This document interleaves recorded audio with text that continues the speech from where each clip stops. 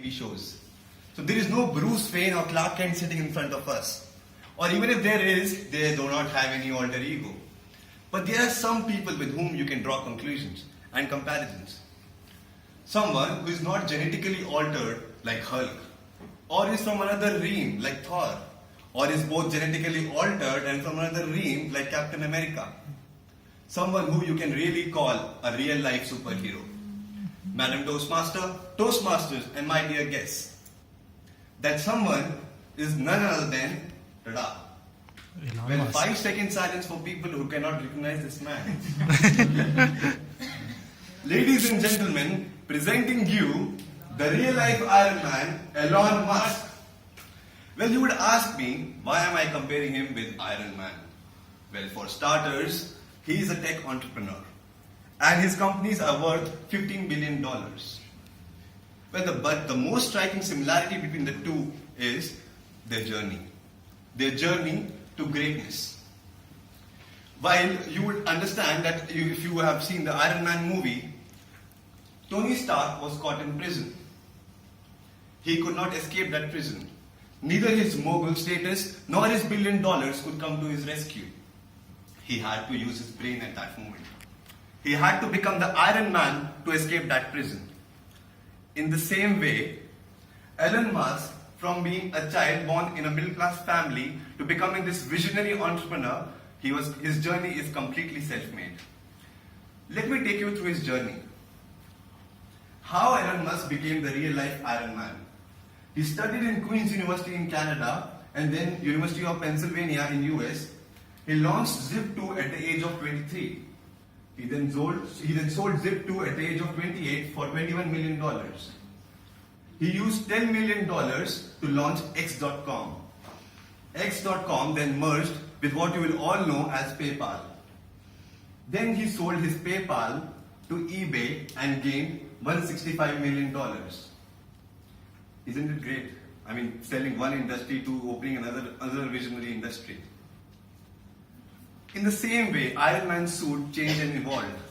From being that of iron and copper, it changed to molecularly aligned crystallized iron with a layer of titanium bromide.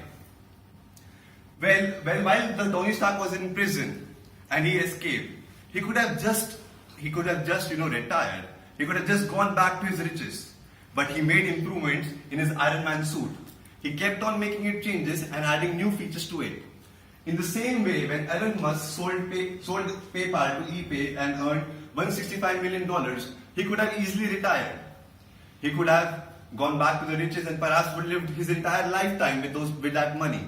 But instead, he opened 3 new path-breaking companies, which he known as SpaceX, Tesla, and the Solar City.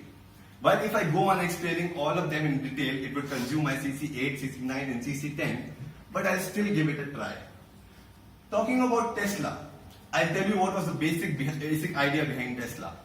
The basic idea behind Tesla was to build a very super stylish car, then sell it to make a cost-efficient car. Then sell that cost-efficient car to make an even more cost-efficient car.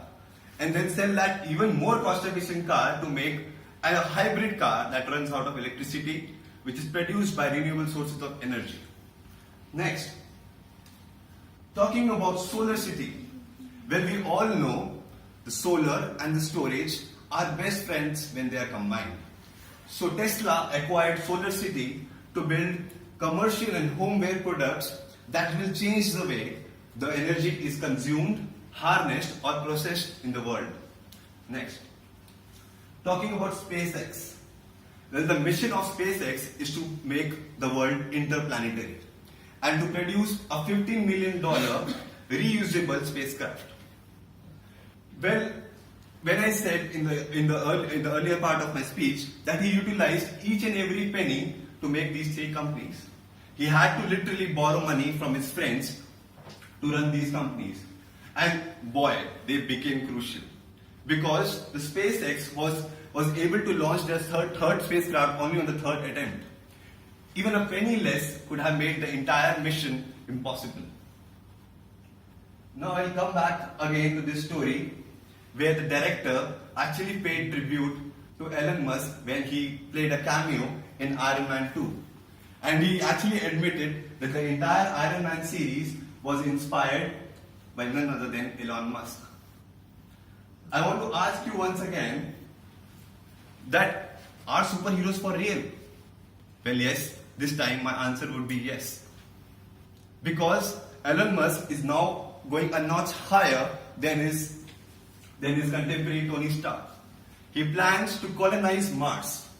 Well, mind you, the temperature at Mars is minus 29 degrees Celsius. But he has a plan. He has a plan to bombard the poles at Mars with thermonuclear bombs and artificially heat the planet.